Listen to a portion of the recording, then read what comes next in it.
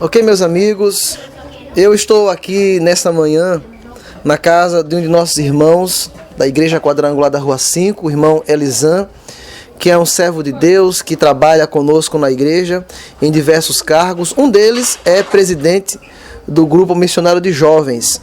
E o irmão Elisan, nós antes de gravar esse depoimento, estávamos conversando, eu, a pastora Solange, o irmão Elisan, a irmã Edja, que se encontra no momento até na cozinha, preparando o almoço para nós. Estamos aqui no domingo bem tranquilo, bem abençoado por Deus, na casa dos irmãos, uma casa abençoada, um lar cristão, onde a gente, ao entrar, até sentimos a paz de Cristo que reina aqui nessa casa, para honra e glória do Senhor Jesus. E do meu lado está o irmão Elisan, e que vai contar um pouquinho da sua história, um pouquinho da sua trajetória, o que Deus tem feito em sua vida, como que era a sua vida um pouco atrás, mesmo ele sendo jovem, mas todo mundo sabe que a trajetória de muitos jovens é difícil, é complicada, são muitas lutas, muitos oferecimentos que o mundo tem a dar, mas que graças a Deus o irmão Elisan encontrou o único e verdadeiro caminho, que é Jesus Cristo de Nazaré. Então que você preste muita atenção para que Deus venha através do irmão Elisan falar com você nesse momento, em nome de Jesus. Então, irmão Elisan, conte para nós um pouquinho da sua história de vida, como que era a sua vida, como sua vida é. Faça assim uma síntese, um resumo de como que era a sua situação. Bom, pastor, como eu e meus irmãos, um irmão e uma irmã, a gente somos pais separados, nossos pais são separados. Por aí a gente já vê que a gente poderia ser pessoas erradas, tá usando drogas ou se prostituindo, mas não, sempre o Senhor estava na nossa vida, por mais que a gente não, a minha irmã é evangélica, mas eu não era, sempre estava distante, mas eu sabia que Deus era bom. E várias vezes eu percebia que Deus me chamava para estar na presença dele. Várias vezes eu estava bebendo em alguns lugares com os amigos e eu percebia sempre uma voz dizendo: o que é que tu está fazendo aqui? Sempre me perguntando: o que é que tu está fazendo aqui? Eu olhava para mim e me perguntava: por que eu estou vivendo nessa vida? Que eu poderia estar numa igreja com alguns jovens se divertindo e clamando a Deus.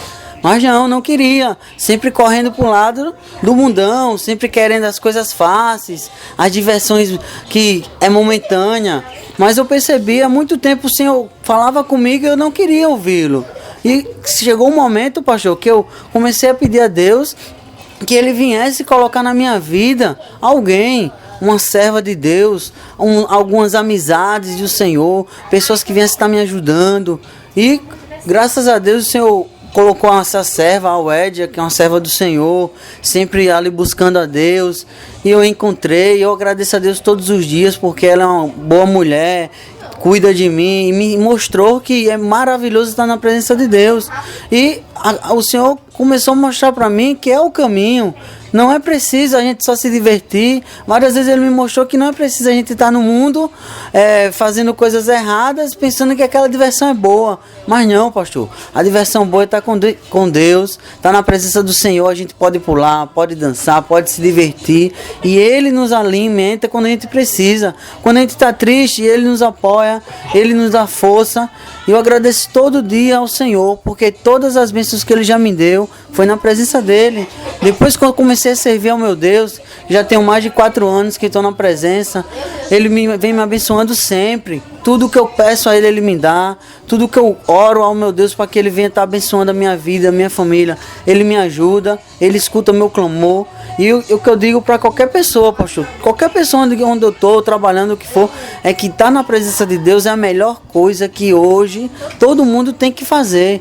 Porque Deus é bom e Ele quer que a gente venha ser feliz. E não que a gente esteja brigando, que a gente esteja revoltado com família, com parentes, mesmo com as tribulações que vêm, mas Deus quer que a gente esteja com Ele, porque Ele vai nos alegrar sempre, em nome de Jesus. Então, irmão Elisan, você nos contou, né, que antes, quando não conhecia Cristo, você bebia, passou um tempinho afastado também da presença de Deus e ficava esse vazio. Ou seja, você poderia ter, falando a linguagem mundana, qualquer mulher, qualquer moça, qualquer mulher, mas mesmo assim, com essa liberdade, entre aspas, que o mundo oferece, ou no seu caso te ofereceu, mesmo assim o teu coração estava pedindo uma verdadeira companheira, uma esposa, uma verdadeira amiga, até para quebrar essa história de falar que com qualquer uma é suficiente, é legal, é ótimo. No teu caso, mesmo você sendo livre, mas você queria um compromisso e um alguém, como no caso da irmã Edja, para cuidar de você, para você cuidar dela e para vocês ser felizes. Então pastor, é porque quando a gente não está na presença de Deus, pastor, a gente pensa que, vou ficar com uma mulher aqui, com outra ali, pensa que tudo isso é bom, é bom, mas a gente tem que entender uma coisa, que Deus não fez isso. Eu percebi em várias palavras que Deus mostra pra gente que a gente só precisa de uma companheira. Para que tanta companheira se você não vai poder cuidar de todas? Então Deus mostra várias vezes na Bíblia e eu comecei a aprender isso e botar na minha mente que Deus só quer que a gente tenha uma, para que a gente possa cuidar direito, que a gente venha ser feliz com uma e formar nossa família. E é que nem o senhor falou, não adianta, que adianta você ter tanta mulher, mas você não é feliz, sempre você está sozinho, quando você está triste não tem alguém. Então essas coisas momentâneas, eu digo para qualquer jovem que não vale a pena. O bom é você ter uma pessoa que lhe ame, que está ali lhe apoiando, mesmo vendo que você tá, às vezes erra, às vezes você faz coisas que desanimam aquela pessoa, mas aquela pessoa está ali lhe apoiando e mostrando a você que o caminho é estar com o Senhor. Pois é, irmã Elisângela, então você estava comentando para nós que até os seus finais de semana, mesmo tendo esses aproveitamentos na tua vida no passado, mesmo assim você vivia triste, mesmo assim você tinha o vazio, até o vazio do final de semana, que alguns dizem que é a síndrome do final de semana, que bate uma depressão, uma tristeza, um sentimento de solidão, mesmo estando acompanhado com amigos, com colegas ou com algumas pessoas. Pastor, quando chegava o sábado, eu não entendia. Com a semana todinha eu trabalhava, fazia uma coisa, estava com a família, tranquilo. Quando chegava o final de semana, é que nem o senhor falou, ficava um vazio, uma tristeza. Aí eu pegava a ceia com os amigos. Aí quando a gente saía, não estava na presença do Senhor, ia beber, ia estar conversando, conversas que não tem nada a ver, coisas que não agradam a Deus, não agradam a ninguém. E eu ficava olhando assim, meu Deus, o que é que eu estou fazendo na minha vida?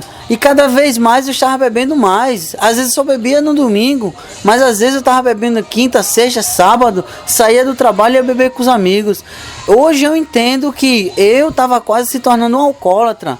Porque saía com os amigos bebiam cerveja. Eu não bebia cerveja, pastor. Eu só bebia cachaça, álcool puro. E não entendia por que eu tomava aquilo. E cada dia mais estava se aprofundando, que eu vi a hora que quase eu estava me tornando um alcoólatra. Mas graças a Deus eu fui liberto. Pois é, meus amigos, você está acompanhando aí o testemunho do nosso irmão Elisan. Ele que hoje em dia é um homem casado, tem a sua casa, a sua família, tem lutado, tem se esforçado, porque todo mundo que começa o casamento, a sua vida a dois, luta, passa por dificuldades, passa por algumas privações, provações também, mas graças a Deus o irmão Elisan é um vencedor, para honra e glória do Senhor Jesus.